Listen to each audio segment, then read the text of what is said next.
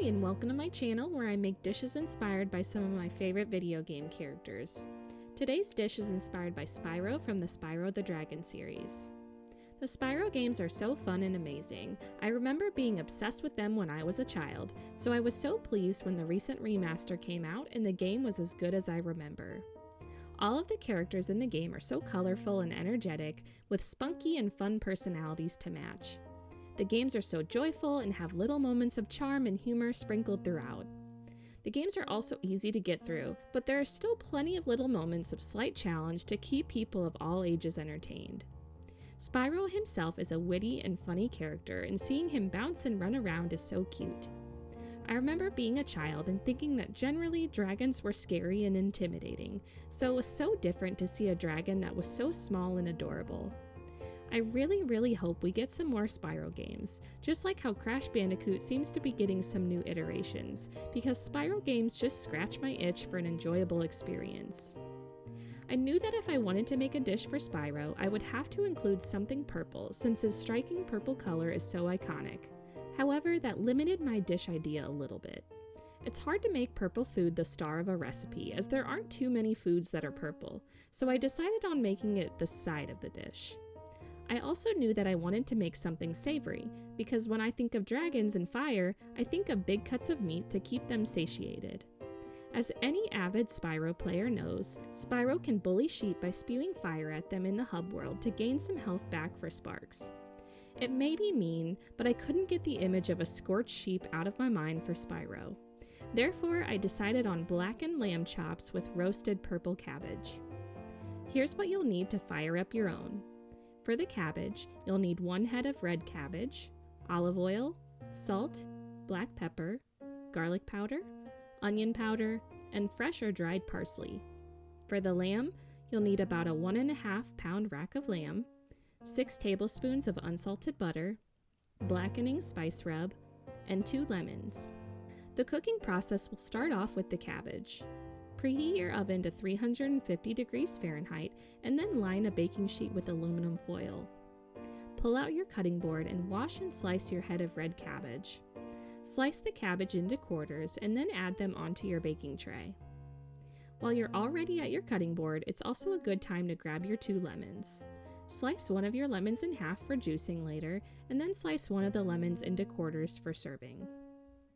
Return to your cabbage and drizzle them generously with olive oil, then sprinkle with salt and pepper to taste. You'll also season with about 1 teaspoon of garlic powder, a half teaspoon of onion powder, and 1 tablespoon of parsley. Brush the surfaces of the cabbage to help evenly distribute the oil and seasoning, and then slide the cabbage into the oven to bake for around 55 to 65 minutes. The cabbage should become nice and soft on the inside and have a crunchy and browned exterior.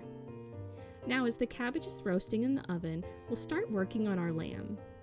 Grab an oven-safe large skillet, preferably cast iron, and start heating it on your stovetop on medium-high heat. As it heats, separate your 6 tablespoons of butter. Reserve 2 of the tablespoons for your skillet, and then melt the other 4 tablespoons for brushing. We can then grab the rack of lamb from the fridge and pat it dry with paper towels if it's a little bit too moist. If there is any excess fat, now is also the time to trim it off so there's only a thin layer left. You'll then toss your 2 tablespoons of butter into the cast iron skillet, and as the butter starts to melt, brush all surfaces of the lamb meat with your bowl of melted butter and generously coat all sides of the lamb meat with your blackening seasoning. We can then add our lamb into the skillet with the fattier side down first and cook for about 3 to 4 minutes to develop a nice golden brown crust. After 4-ish minutes, flip the lamb over and brush a little bit of butter on the top, then cook for another 2 to 3 minutes until brown again. After this, sear the ends of the rack slightly until caramelized as well, which should take around 1 to 2 minutes each. Once all meaty surfaces have developed a nice and flavorful brown crust, we'll slide the pan into the oven with the cabbage to continue fully cooking. I'm cooking mine to medium rare, which is 125 degrees Fahrenheit, and it took about 10 minutes for mine to reach this temperature in the oven. But of course, feel free to heat more or less based on your own preferences for meat. Once the lamb has reached your desired temperature, remove it from the oven and transfer to a cutting board to rest. Brush it with a little bit more butter and then freshly squeeze your lemon halves on top of the meat. Feel free to use any excess juice to add some fresh acidity to the roasted cabbage as well. We'll then let the meat rest for at least 5 minutes so all of the juiciness and flavor has time to sink into the meat, and then cut out the individual ribs for serving. Place the lamb alongside your roasted cabbage and serve with your lemon wedges and enjoy. Lamb is a little luxurious and pricey, so it's not a super common meat to work with, but it sure is a nice reward to treat yourself to some every now and then. The caramelized and blackened crust of the meat is so savory and flavorful, and it almost makes you want to completely clean off the whole rib. The meat is nice and tender in the center, and it's so nice and juicy. The roasted cabbage is also so packed with flavor due to the spices sinking into the individual layers, and the textures are so enjoyable as well. The juice of the lemon adds such a nice freshness to not only the lamb, but the cabbage, and it's truly such a filling and special dish to dig into. This is honestly such a perfect dish for Spyro. He has plenty of experience torching up poor sheep. All he'd have to do is add some spices and butter, and voila, he'd have the dinner ready. Spyro would do most of the dirty work, of course, not only roasting the meat and cabbage with his fiery breath, but also sprinting to collect all of the ingredients.